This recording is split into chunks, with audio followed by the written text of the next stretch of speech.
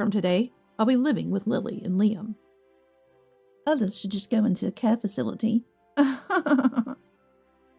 Suddenly, Mason, Lily, and Liam barged into our house and said that. Why do I have to leave this house? It's because we can no longer go on as husband and wife. What? According to Mason, I've always made him do household chores like a housekeeper. So basically, I've been suffering from psychological abuse by Harper. That's terrible. Poor Mason, Lily said mockingly, pretending to wipe tears that weren't there. But I can't take it anymore. I'm divorcing Harper. I'll get my fair share of compensation in the divorce settlement, and we'll divide the assets, starting with this house. I've endured this life for 2 years. I deserve it. That's right. Who's going to pay the living expenses? $3,000? The next day, I got multiple calls from an angry Mason and his sister, who are now in a $2 million care facility. My name is Harper. I just turned 40 not long ago. I'm a day trader, an investor dealing in currency and stock trading. Thanks to that, my work is going well, and I can say I've accumulated a modest fortune. I was born with a chronic illness, not immediately life-threatening, but it means I can't overdo things and should ideally avoid childbirth. The risk of having a child is too high. My parents never hid this fact from me. From a young age, I've faced my illness and been raised to live life with resolve. My dad, who worked at a securities firm, taught me about stocks, enabling me to do this job now. My husband's name is Mason. He's 30. He's 10 years younger than me, and we've been married for 2 years. Our meeting was when Mason joined as an employee at a restaurant I frequented. I thought he was handsome, but nothing more than a customer-employee relationship. But somehow, he became fond of me, moving from friend to lover, and before I knew it, we were considering marriage. I thought I couldn't go on like this. I thought it wasn't right, given that I can't have children.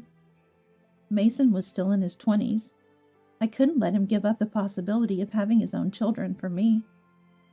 I refused his proposal at first, but then Mason said, I proposed because I want to live with you, Harper. If I wanted children, I would have chosen someone else from the start. Don't you trust me? I was so happy, I cried, and I accepted the marriage. Right after we got married, Mason said, I'll quit my job and take care of all the housework. You know I'm good at cooking, right? It will make your work easier. Indeed, Mason was as good at cooking as he claimed. He had an interest in cooking and joined a restaurant to learn more. He wasn't working in the kitchen, but he learned a lot by watching the chefs. Our first real connection was over a similar interest. I mentioned my brother owned a restaurant, and Mason was genuinely interested, hoping to own his own one day. I thought it was admirable. But when I asked what would happen to his dream if he quit his job, he replied, What, do you think staying at home means I can't own a restaurant? That's disrespectful to housewives. The idea is outdated. Besides, I don't want to be away from you. I want to spend as much time with you as possible. Weakened by his affection, I agreed to his proposal. Initially, it worked well with me working and Mason handling household chores. But gradually, Mason stopped doing housework. The once tidy living room became cluttered with books and games, and Mason started spending nights playing games in front of the TV. At first, it was occasional, but it got worse, and eventually, he completely reversed his day-night schedule. Mason, haven't you been a bit too much lately? Sorry. I'm just really into this game right now, and I'm trying to beat it. Can't you let it slide until I finish? Please, I'm begging you. Saying this in a coaxing tone, I reluctantly agreed to wait until he finished that game. But before I knew it, he was engrossed in a new game. The room is still a mess. When we first got married, Mason would carefully clean and make the space comfortable. What on earth happened? I put up with this for several months, but one day I decided to speak up. Mason, we need to talk. Huh? What about? I'm married, an adult man, but now he's acting like a child. You should play games after you've done your homework. I felt like a mom scolding him. We're supposed to be a couple, equals. You're the one who said you'd quit your job to take care of the house. Then please keep that promise. I'm not saying don't play. Just do your tasks first, please. After I poured out my thoughts, Mason thought for a bit and then said, All right, I understand. Sorry, I was wrong. I got a bit too comfortable. I'll do the housework first before gaming. I'll make sure of it. True to his word, Mason went back to his old ways, but something was different. He always seemed unhappy. In the beginning, he'd happily cook and proudly show off the clean house, but now he just finishes his tasks and retreats to his room. He used to play games on the living room TV or read books on the sofa, but now he's playing online games on a computer in his personal room. Setting up dinner on the table, I've started to hear this more often. Sorry, I've made a gaming appointment today. I don't have time, so eat alone. Oh, just leave the dishes. I'll wash them. Watching Mason walk into his room, I eat alone, feeling lonely. Even delicious food loses its taste this way. But since he's keeping his promise and doing the housework, I can't complain. And it's not just about meals anymore. Tonight, I have an online gaming appointment with friends. I don't know when it'll end, so go to sleep first. Saying that, he doesn't return to the bedroom. It's been like this almost every night. During the day, he goes out alone. When I ask where he's going, he just says shopping and doesn't return until night. But even then, he always prepares my meal. It feels like sarcasm. Since I only asked him to take care of the house, with cleaning, laundry, and cooking all done, it's hard to complain. But this isn't life as a family. It's like living with a live-in housekeeper. Now we hardly even talk. I just eat the cold, prepared meals alone, change into clean clothes, and blankly sit in the tidy room. I think I'd be less lonely alone. Looking at Mason's door, I feel sad and tear up. But still, I hope things will settle down. We'll return to our normal lives, I think, and silently endure. Then, after a year of this, Mason suddenly makes this declaration. I'm going to live with Lily and Liam from today.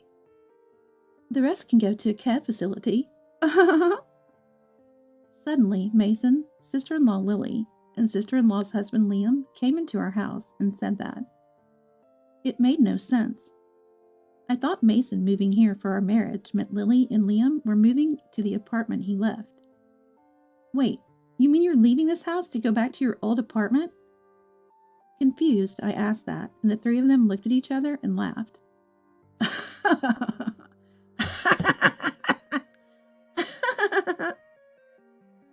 No, I'm going to live here with Lily and Liam, the three of us. It's Papa who has to leave the house. It's becoming less and less clear to me. Why do I have to leave this house? It's because we can no longer continue as a couple. What? According to Mason, I've been making him do all the housework like a housekeeper. In other words, I've been suffering from psychological abuse by Harper. That's terrible, poor Mason. Lily said this exaggeratedly, pretending to wipe away non-existent tears. But I can't take it anymore. I'm divorcing Harper. I'll get proper compensation in the divorce, and a share of the assets. Starting with this house. I've endured such a life for 2 years, so I have the right to claim it. Yeah, that's right. Mason asserts, and Lily echoes in support. Beside them, Liam is just watching Mason and Lily with a sleazy grin. I see. That's how it is. I somehow feel like I understand what's happening. Maybe Mason planned this since the beginning of our marriage. To charm me into marrying him, then divorce at a convenient time. And like he just said, to gain various things. I never intended to get married in my life. Knowing I couldn't have children, and not being particularly good looking, nor do I think my personality is especially great. I don't think any man would want to marry such a woman. So I decided to live alone and devoted my life to work and hobbies, I have some friends and ordinary relationships with my parents and brother Caleb. After Dad retired, my parents moved to the countryside and now live with Caleb and his wife. Caleb worked in a restaurant for several years before marrying and starting his own small restaurant. When choosing the place, Caleb decided to live with our parents. They built 2 houses on a large plot of land, so even though it's a shared property, they're separate houses. Since we were born and raised in this town, near the city center where I live now, it may be strange to call it going back home, but when I visit, I enjoy my time with my parents, Caleb, his wife, and my nephews. So I never felt lonely, but I was shocked to find myself married to a man 10 years my junior. Looking back, I guess I was smoothly deceived. As I listened to Mason and the others, I couldn't help but laugh at my own foolishness. After all, Mason approached me too suddenly and got too deeply involved in my life, like a made-up story. At first, I was cautious, but I was tricked by Mason, who acted like a needy puppy. Now, how should I turn the tables? How should I fight back? As a day trader, it's my job to read the situation, anticipate the future, and steer things in a positive direction. I've always won my battles this way, so I can handle this too. I'll make it work. Seeing me looking down and deep in thought, Mason and the others continued to hurl ugly insults. Hey, why the silence? Come on, stop packing. Get ready to leave. Maybe for now, I'll leave this house. Understood. I will leave. For now, I gather only the essentials. Clothes and a laptop for work. Here, sign this. Mason handed me the divorce papers. I'll sign and submit the divorce papers. I'll contact you if there's anything else needed. With Mason and the others sneering at me, I left the apartment that I own. I have a place to go. I head there first and think. I'm sure I'll be contacted soon, so I'll deal with the rest later. I drove out of the apartment parking lot and headed towards my destination. I slept peacefully for the first time in a while. I woke up later than usual and had brunch. The food here is always delicious. It's been over 2 years since I've come here, since I got married. First, I sent Mason a text about my current location and that my lawyer would handle further discussions. Then, I immediately received a phone call, faster than I thought. Hey, what's going on? I can hear Lily shouting from behind Mason, but I can't make out what she's saying. What do you mean, what's going on? Don't play dumb. Where are you right now? So they reacted to that. I came here because I was kicked out of the house. Is that a problem? It's not that. Mason continues with an irritated voice. That's a members-only luxury resort hotel, isn't it? Why are you there? Why? Because I'm a member here. I haven't heard of such a thing. That's because I never mentioned it. Indeed, this is a quite luxurious hotel, but it's not just a hotel. It's a luxury resort hotel with care services. In other words, it's also a high-class nursing facility. There's even a hospital attached. You can stay here like a regular hotel, but if you buy it, you can live like in a regular house. To get a place here, you need at least $2 million, and it was quite a topic in the media for a while. So when Mason saw the name of the hotel, he must have researched and called. Why are you a member of such a place? Why? Because I paid for the rights here. Mason is making an indignant and incomprehensible noise on the other end. Someone said it, right? Go into a nursing home or something. So I decided to live here. You can keep living in that house if you want, but the monthly rent is $3,000, so make sure you can pay it. What? No, that's your house. What do you mean, rent? I've decided to sell it. I've been thinking about it for a while now, and it seems like I won't be living there anymore. I never planned to get married, and I bought this place when the hotel was built, to not be a burden to anyone in my old age. I already owned the apartment I lived in until yesterday, but I rushed to secure this facility, not knowing when it might be available again. so I took the plunge. I thought of moving here when I got a bit older. It's a bit far from the city center, so it's a bit early to retire and settle down. So while I'm still able to work, I treated this place like a holiday home. I've come here occasionally for a break, but kept it a secret from everyone. Only my accountant and lawyer know. Give that place to me. As I was thinking, Mason suddenly said that. That's my settlement, okay? I'll take that too. No, I can give you back the apartment. I'll live there. Such a convenient argument. Who would agree to such a thing? I'm astonished. I have no intention of giving it to you. Also, please do not contact me directly from now on. Communicate through the lawyer. You have the contact information, right? Bye. I hung up the phone and turned off my mobile phone. Now maybe I'll go to the spa and get rid of this fatigue. Not just from yesterday, but from these past 2 years. To my surprise, Mason, Lily, and Liam showed up at the hotel the next day. Mason seemed to insist at the front desk that he had the right to enter his family. I had asked not to let anyone in without my permission, and they wouldn't let people in without consent anyway. It's a really well-managed facility. I thought about completely ignoring them, but didn't want to cause trouble for the facility. Reluctantly, I agreed to meet in the hotel lobby. There are other people around, and the concierge is right there. If anything happens, I can get help. When I asked what they wanted, Mason said with a friendly smile, Harper, you're really mean. If you had such a place, you should have told me. Why did you hide it? Yeah, why did you hide it? Lily joined in with the same expression as Mason. Looking at them, they really do resemble each other, brother and sister, both in their facial features and their pettiness. It doesn't matter anymore, so there's no need to talk about it. Please leave, you're bothering me. We're a couple, aren't we? Ex-couple. I told Mason that I had filed for divorce on my way here yesterday. So you and I have nothing to do with each other anymore.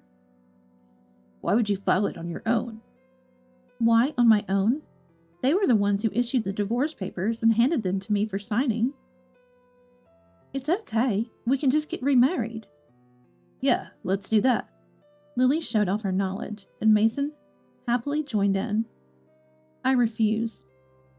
Saying just that, I stood up, ignoring the 3 who tried to follow, and decided to return to my room. Mason and the others were stopped by the concierge. I won't give up. I'll come here every day and show you how much I love you, Harper. Mason, you're so cool. I walked back to my room, with their ridiculous drama playing out behind me, feeling uncomfortable. Then, I immediately contacted my lawyer to get things moving. I decided it was best to act quickly. I never thought Mason and his group would act this fast. Their actions are unnecessarily swift. From the next day, Mason and his group appeared at the facility every day, waiting for me in the lobby. Even after issuing a restraining order through my lawyer, Mason's group took surprising actions. I was deceived into marrying Harper. I demand settlement money. According to Mason's claim, he didn't know I couldn't have children, and wouldn't have married me if he had known, so he demanded settlement money. If I didn't pay, he threatened to report it to the police as marriage fraud. I handed a recording to my lawyer. I proposed to you, Harper, because I wanted to live with you. If I wanted children from marriage, I would have chosen someone else from the start. Or do you not trust me that much? This recording clearly captured Mason's words during his proposal. Mason was, Why is there such a recording? Apparently angry, but it was just due to my bad habit. You never know what might happen in this world. So whenever something seemed likely to happen, I just run a digital voice recorder. Just a habit. I, who trusted Mason, used to listen to this recording alone and reminisce about those times. Never thought it would come in handy like this. Mason then claimed, I was forced to quit my job and do housework after marriage. It's psychological abuse. Pay me settlement money. If you don't pay, I'll report it to the police. I submitted another recording. I'll quit my job and do all the housework. I don't hate working at the restaurant, but wouldn't it make it easier for you to work? You know I'm good at cooking, right?" The recording clearly captured Mason's declaration. Mason then demanded money for the mental anguish caused by the eavesdropping of these recordings. "If you don't pay, I'll report the eavesdropping crime to the police." Unfortunately, there's no such crime as eavesdropping. There are penalties for using eavesdropped content to cause harm, or for breaking and entering to plant bugs. But eavesdropping itself is not a crime. After failing in everything, "Then pay me the divorce settlement for the divorce itself," Mason said. But Mason himself initiated the divorce without any valid reason, suddenly handing me a signed divorce petition and telling me to leave the house. Of course, I recorded that conversation as well. The lawyer explained that, considering everything, it's more likely that Mason would be the one owing money. Finally crying, "At least give me a share of the property," Mason begged. I agreed to the proposal. "Leave the apartment for a while so we can properly assess the property and calculate the results. We'll meet at the lawyer's office once it's done." After saying that, the three of them quickly left the house, and in their absence, I sold the apartment's furniture and, as declared, put the apartment up for sale. The apartment sold for more than expected due to rising local property values. When Mason and his group saw the total assets and sale price amounting to over $9 million, they were overjoyed. "So I get half of this?" Of course not. This was just the total amount of assets I had accumulated on my own. The lawyer handed Mason the calculation of his share, and he became angry. "Why? Why don't I get anything?" The lawyer carefully explained to Mason. Most of my assets were accumulated before our marriage, so Mason had no right to them. He had rights to half of the income after marriage, but after deducting living expenses and necessary costs, and the divorce settlement I demanded, he actually owed money. "Why do I have to pay the divorce settlement?" This too was explained by the lawyer with documentation. Mason had been cheating. The other woman was someone he met in an online game. Mason had apparently told her that I was 10 years older and sick, and that if something happened to me, he would inherit everything, and even now he could use as much money as he wanted. The woman didn't take it seriously, but was shaking as she said she'd played along because Mason gave her an allowance. Under the condition of not making any claims against her, she agreed to testify. "Mason, you said things like this, didn't you?" The recording of the woman's testimony was played. It went like this. Mason had told the woman about my health condition, which would be life-threatening if I were to have children. Furthermore, he planned to plead with me to bear his child if necessary, thinking I would do it at the risk of my own life. She testified that he said this with a laugh. "Be thankful I'm not reporting this to the police. Thanks to you, I had some fun dreams, and Mason's cooking was good, so I won't ask for anything more." Mason accepted everything. Thus, my short marriage came to an unhappy end. I don't know what happened to Mason, Lily, and Liam afterward, nor do I want to. As long as they never appear before me again, that's fine. Pressing them further would only make me feel miserable. Honestly, it was quite a mental blow, but fortunately, I had plenty of money and time to heal. I embarked on a world tour on a luxury cruise ship. On the ship, I met various people from around the world, saw different places, and had a great time. Some were wonderful, and I almost got the wrong idea. But remembering Mason, I restrained myself. I didn't want to get hurt over the same thing again. That's what I decided. After returning home, I started a new life. I lived leisurely at the resort hotel for a while, but soon got bored. I'm only 40 years old. When I think about it, I'm still young. Living with younger Mason made me always conscious of my age. On the year-long cruise, I met a lady who was over 80 and still looking for new love. At half her age, why should I give up on everything? Though it ended badly, falling in love was fun.